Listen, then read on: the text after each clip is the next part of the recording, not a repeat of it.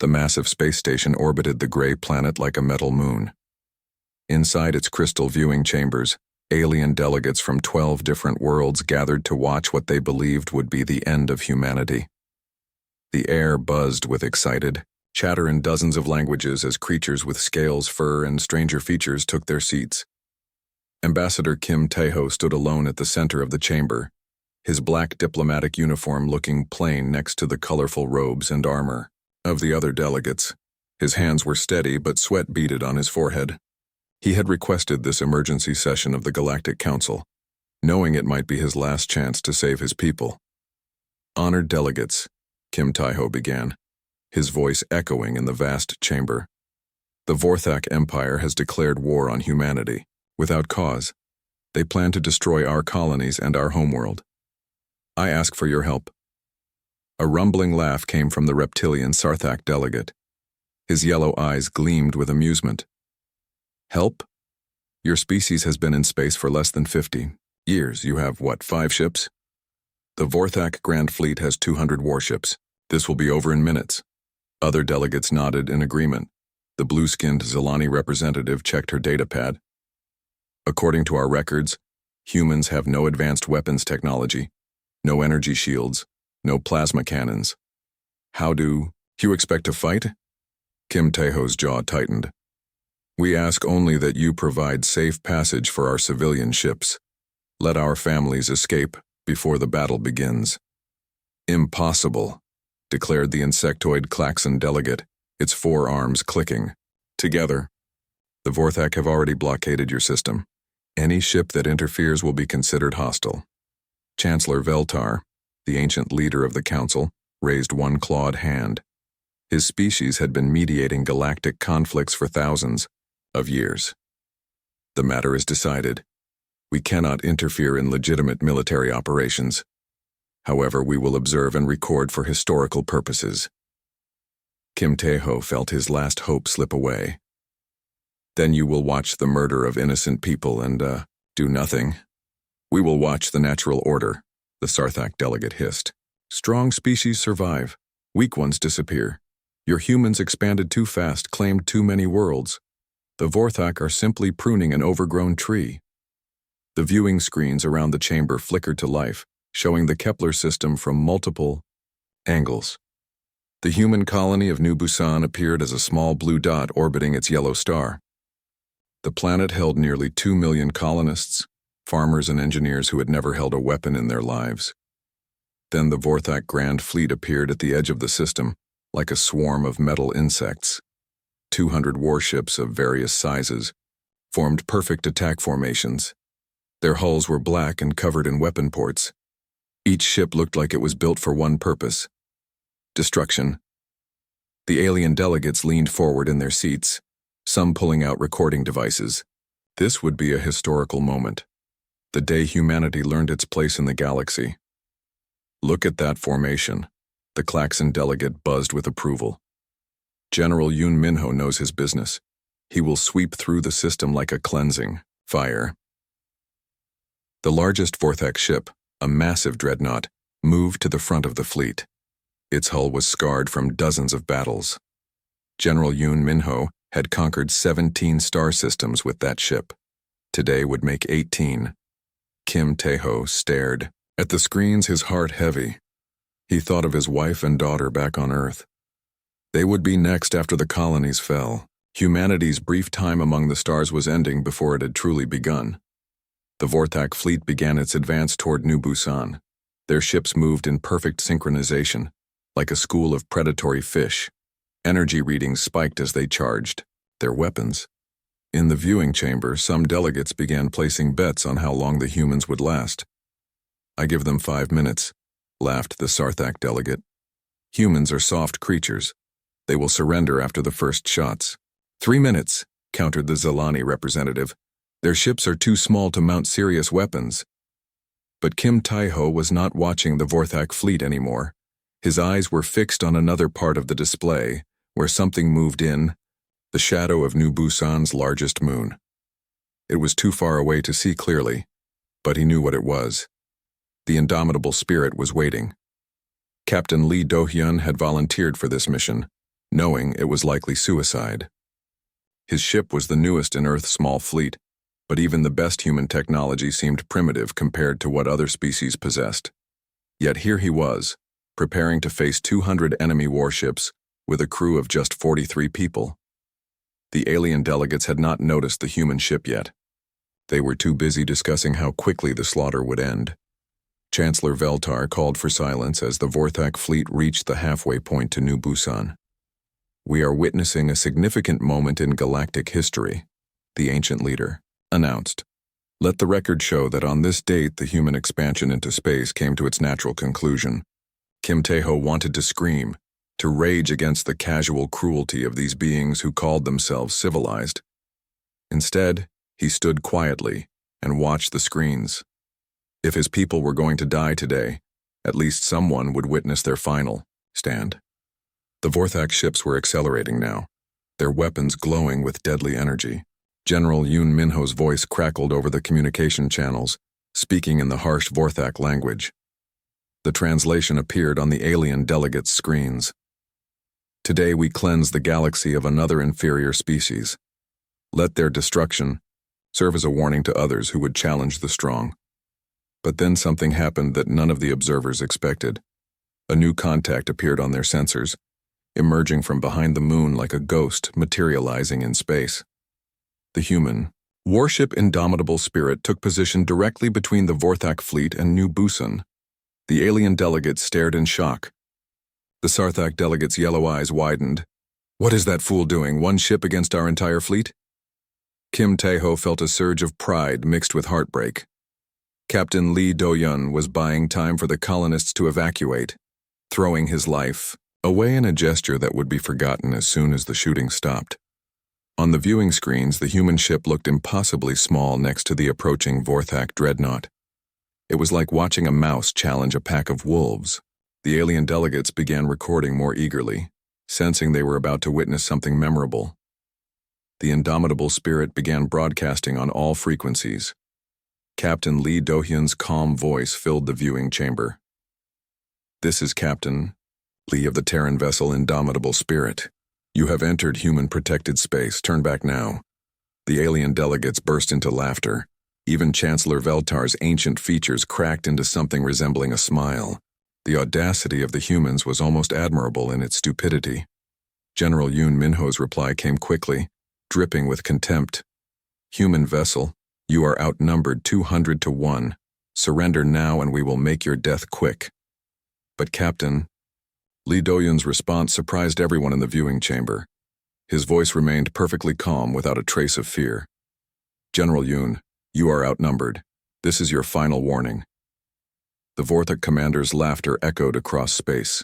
As his fleet prepared to open fire, the bridge of the Indomitable Spirit hummed with quiet efficiency.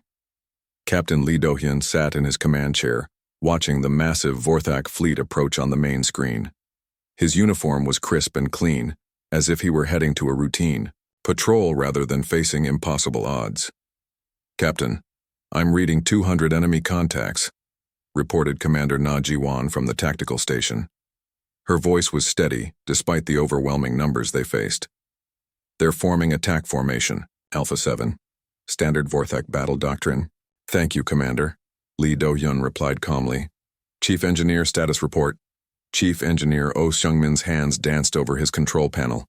"All systems green, Captain. Fusion reactors at 100%. Cascade drive is ready for activation on your order." At the communications station, Officer Shin Aryam monitored multiple frequencies. "Sir, I'm picking up chatter from the Galactic Council observers. They're taking bets on how long we'll last." Lee Do-yun's expression didn't change.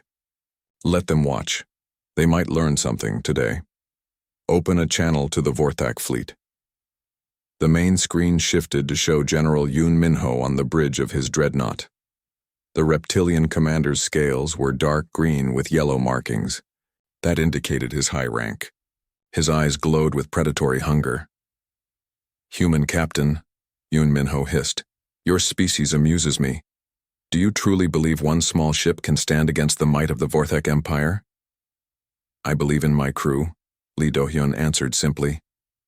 "And I believe you've made a mistake coming here. The Vorthak general's laugh was like grinding metal. A mistake?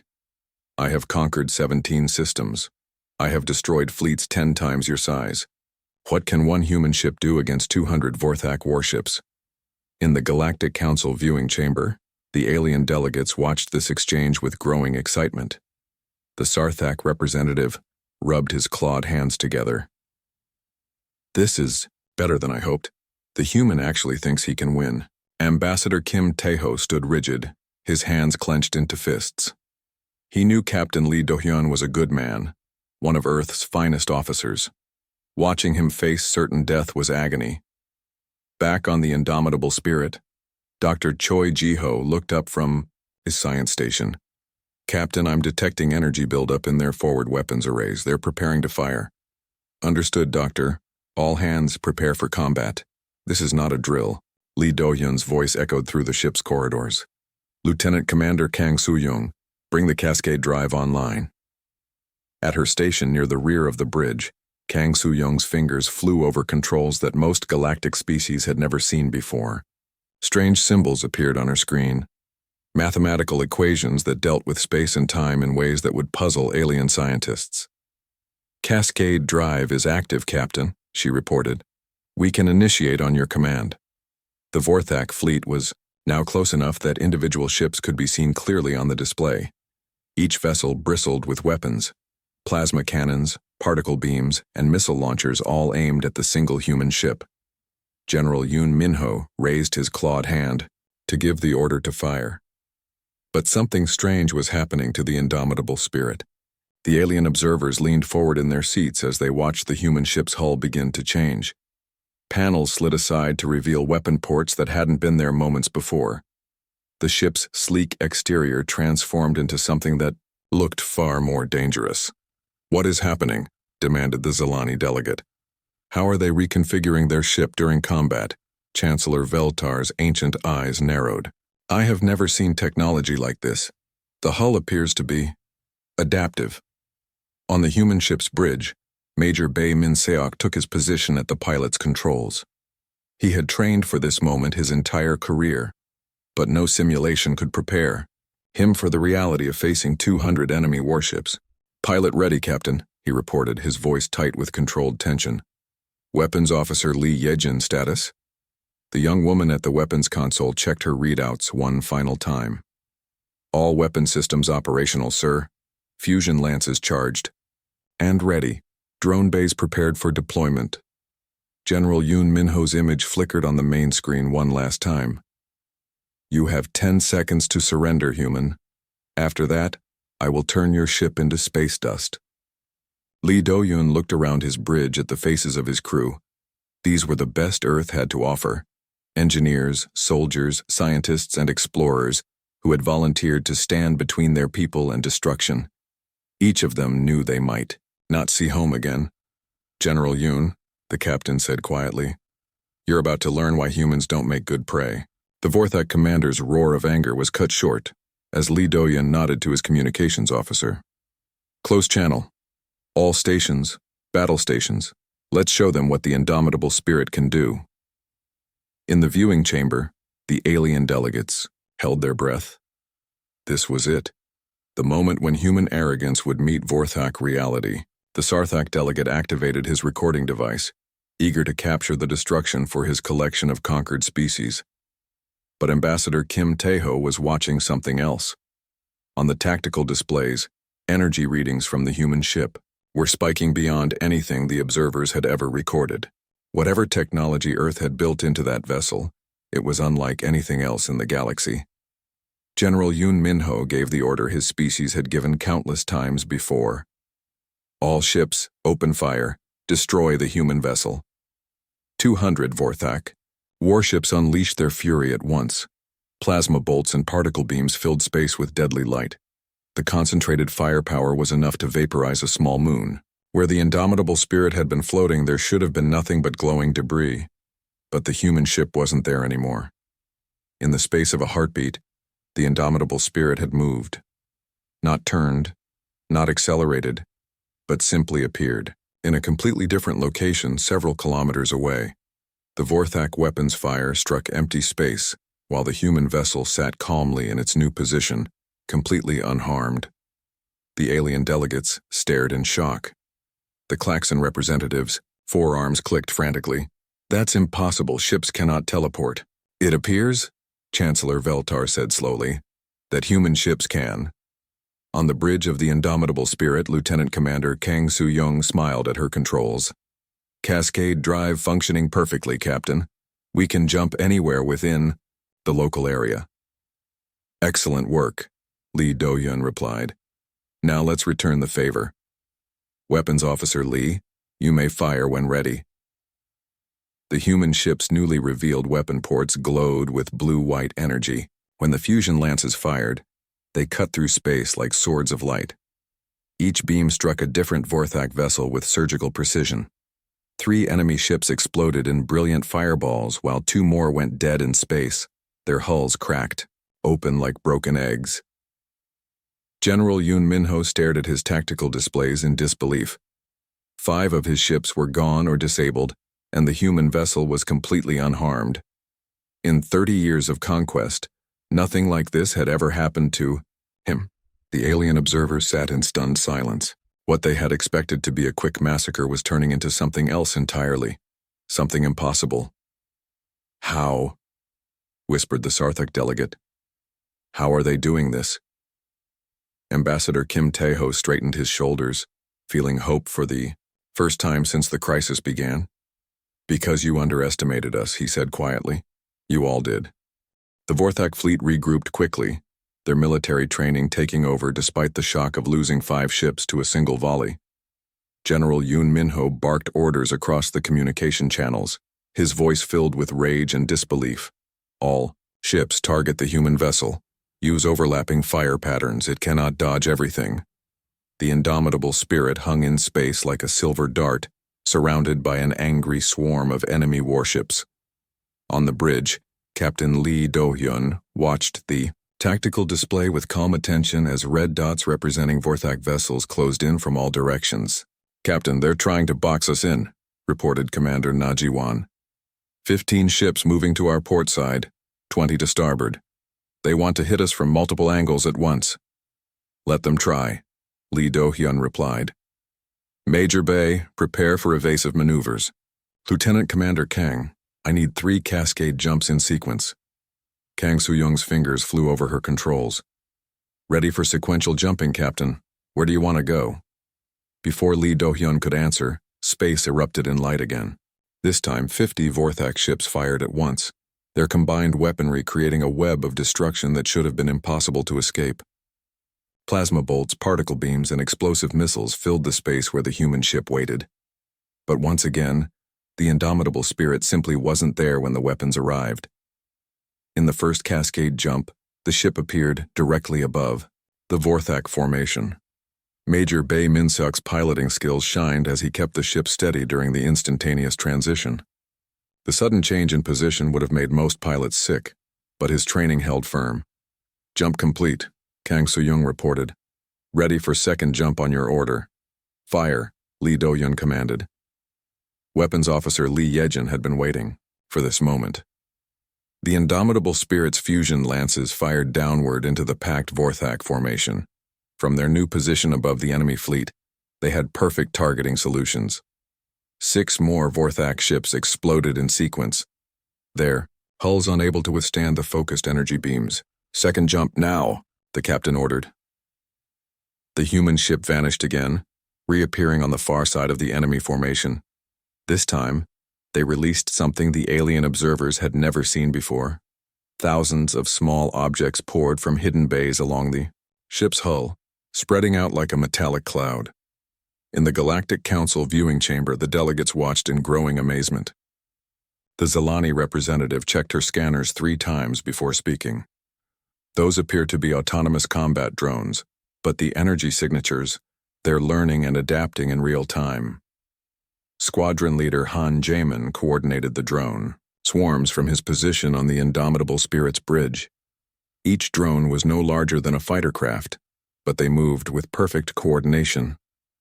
Unlike the crude machines other species used, these drones seemed almost alive. "Drone swarm deployed, Captain," Han Gemin reported. They're engaging enemy targets now. The Vorthak ships found themselves under attack from all directions. The human drones darted between the larger vessels like angry wasps, their small size making them nearly impossible to target. Each drone carried weapons powerful enough to damage cruiser-class ships, but more importantly, they worked together with frightening intelligence. General Yoon Minho watched his tactical display with growing horror. His ships were designed to fight other large vessels in organized battle lines. They had no defense against swarms of tiny attackers that seemed to predict their every move. All ships switch to point defense, target the small craft, he ordered, but it was too late. The drones had already identified the weak points in Vorthak ship design. They attacked engine sections, weapon batteries, and command centers with surgical precision. Within minutes, 20 more enemy vessels were crippled or destroyed. On the indomitable Spirit, Dr. Choi Ji-ho monitored the battle from his science station. His job was to analyze enemy tactics and find weaknesses, but what he was seeing defied all normal patterns of space combat. Captain, the Vorthak are trying to adapt, he reported. They're changing their formation to minimize drone effectiveness, but their ships are too big and slow to maneuver quickly. Then let's give them something else to worry about, Lee Do-yeon said. Third jumped directly into their center formation. Even his own crew looked surprised. Commander Najiwon turned in her chair. Sir, that will put us in the middle of their entire fleet. We'll be surrounded. Exactly where I want to be, the captain replied calmly. Execute jump. The indomitable Spirit materialized in the heart of the Vorthak formation, surrounded by enemy warships on all sides. For a moment, both sides seemed frozen in surprise. Then Dr. Choi Ji-ho activated systems that had been hidden even from the ship's own crew until this moment. Electromagnetic pulse generators active, he announced. Gravity well projectors online. The human ship became the center of an expanding sphere of electronic chaos. The electromagnetic pulse shut down the systems of every Vorthak vessel within 5 kilometers. Ships that had been moving in perfect formation suddenly went dark, their crews struggling to restart critical systems. But the gravity well projectors were even more devastating. They created localized distortions in space that trapped enemy ships like flies in amber. Vorthak vessels found themselves unable to move, their engines fighting against forces they couldn't understand. In the viewing chamber, Chancellor Veltar leaned forward, his ancient features showing something the other delegates had never seen before: genuine amazement. This is not possible, he whispered. No species should have technology this advanced. The humans have been in space for less than 50 years. Ambassador Kim Tae-ho felt tears in his eyes as he watched his people's ship dance through the enemy fleet like a force of nature. You wanted to see what humans could do, he said to the silent alien delegates.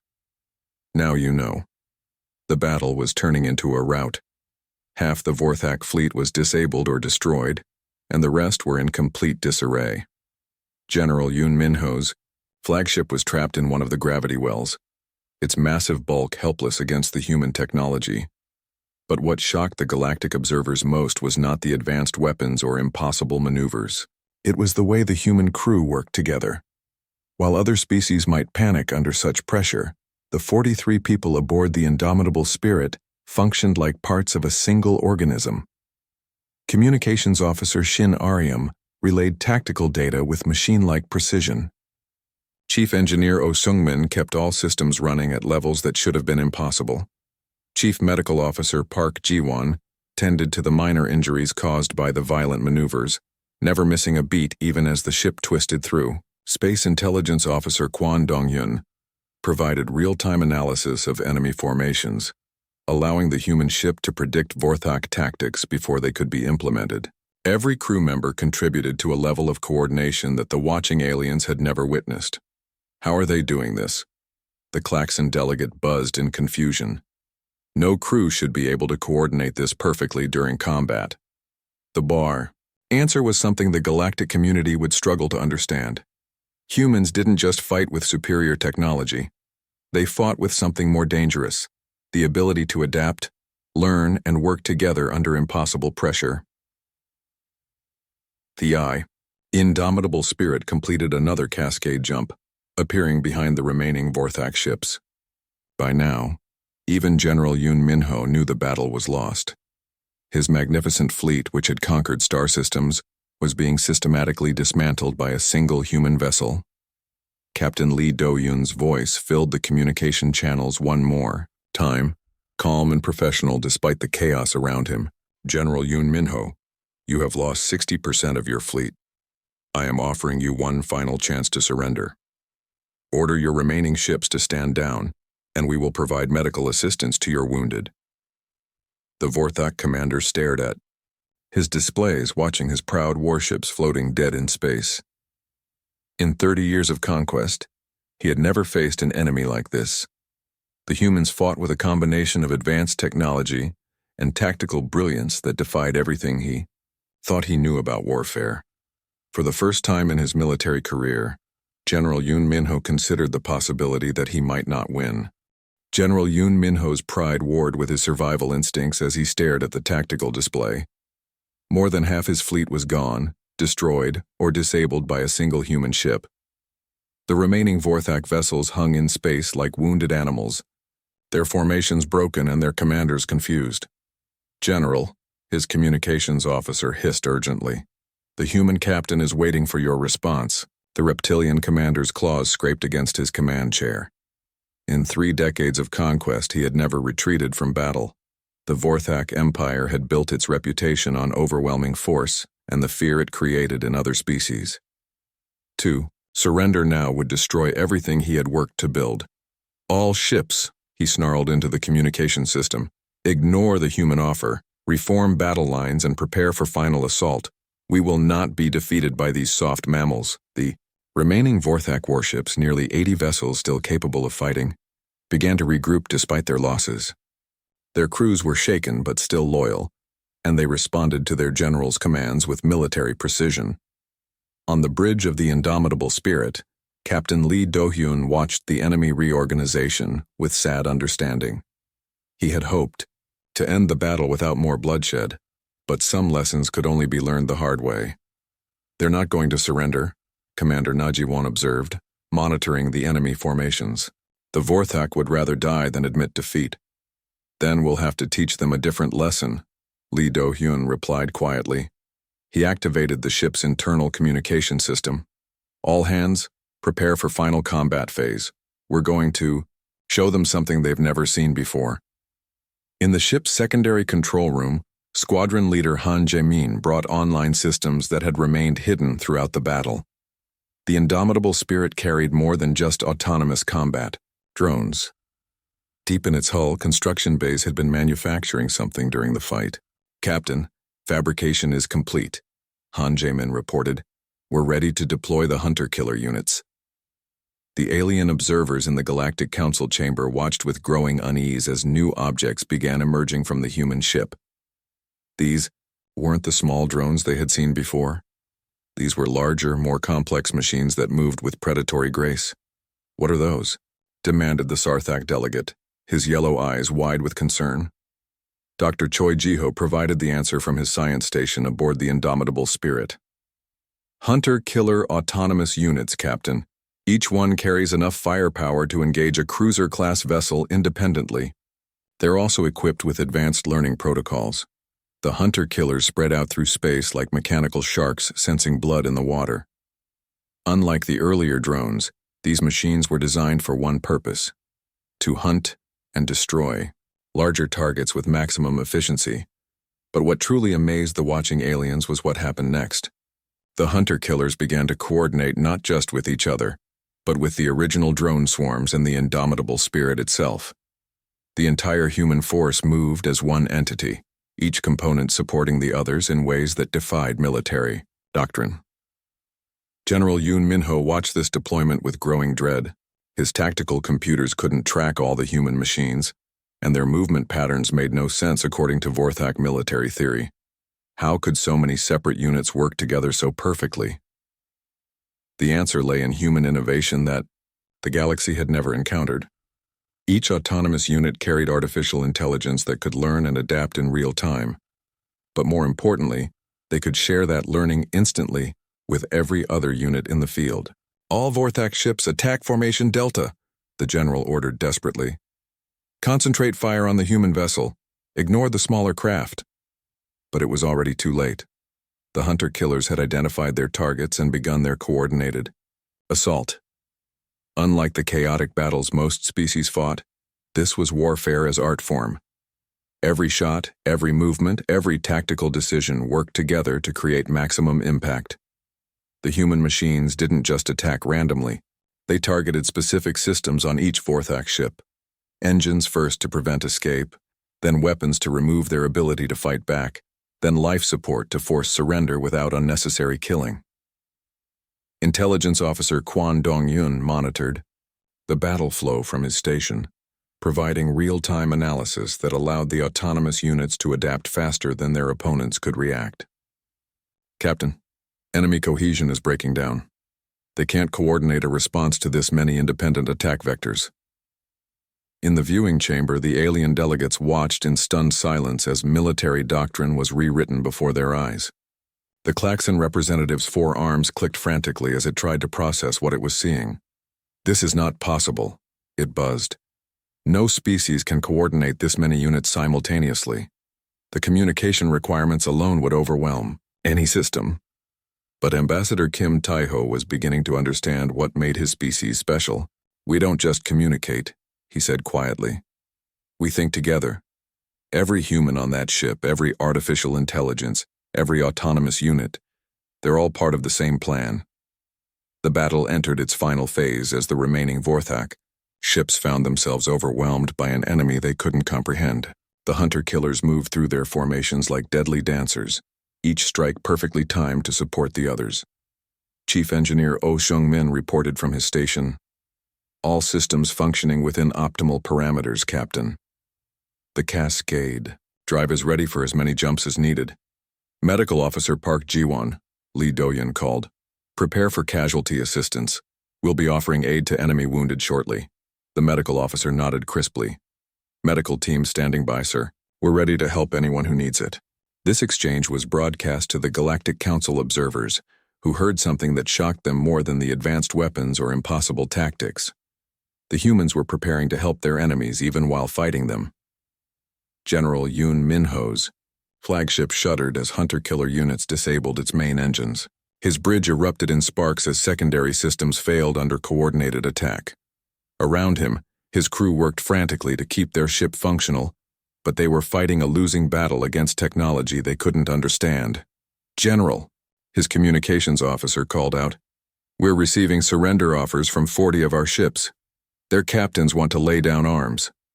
The reptilian commander's world was collapsing around him. His mighty fleet, his reputation, his entire understanding of warfare, all of it was crumbling under the assault of a single human vessel and its mechanical offspring. But the humans weren't finished demonstrating their capabilities. As Vorthak ships began surrendering, the indomitable spirit deployed another surprise, medical and engineering drones that immediately moved to assist the damaged enemy vessels. What are they doing? Whispered the Zilani delegate as she watched human machines begin emergency repairs on Vorthak ships. They're saving lives, Ambassador Kim Tae-ho answered, his voice filled with pride in his species. Even their enemies' lives. The final Vorthak resistance collapsed when General Yoon Min-ho's own officers relieved him of command. His second-in-command, a younger reptilian female named Commander Kex Thala, opened communication channels to the human ship. Human captain, she said, her voice heavy with defeat and amazement.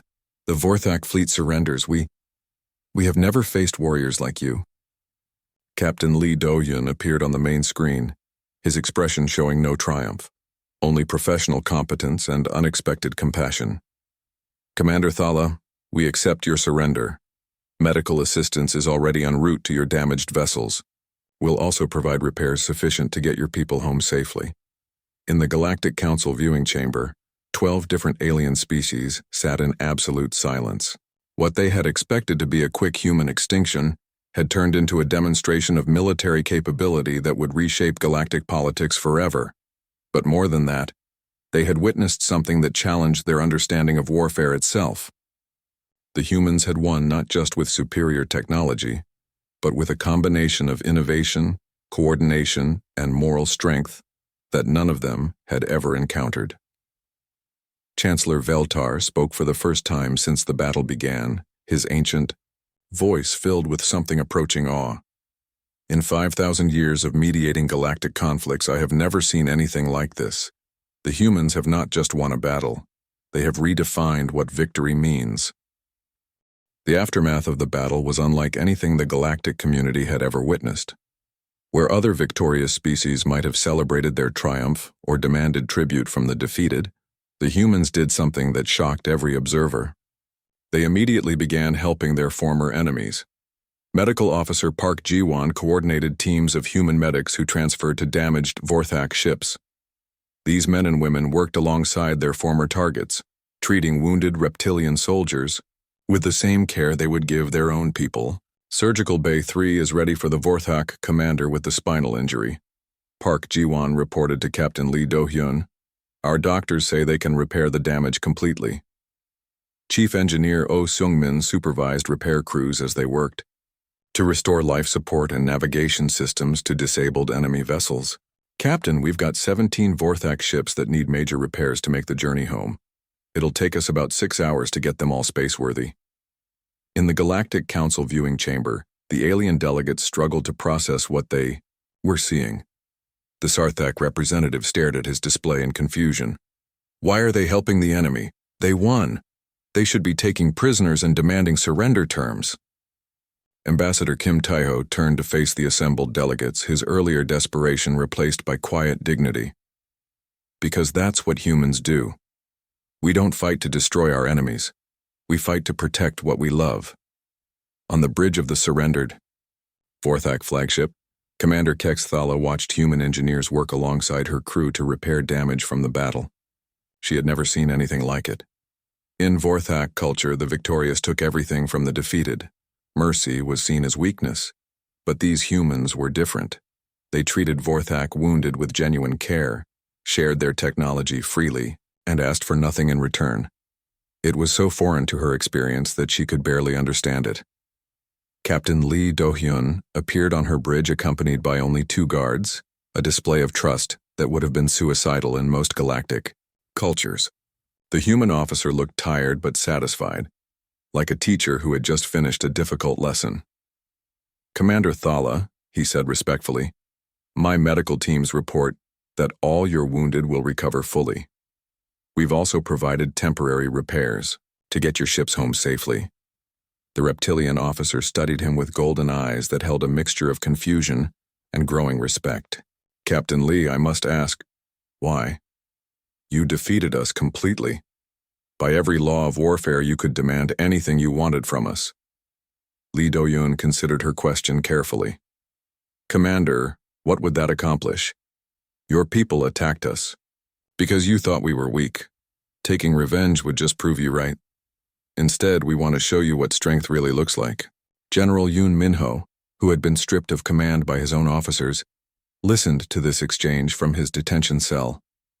The proud warrior who had conquered 17 systems found himself facing a reality that challenged everything he believed about power and warfare.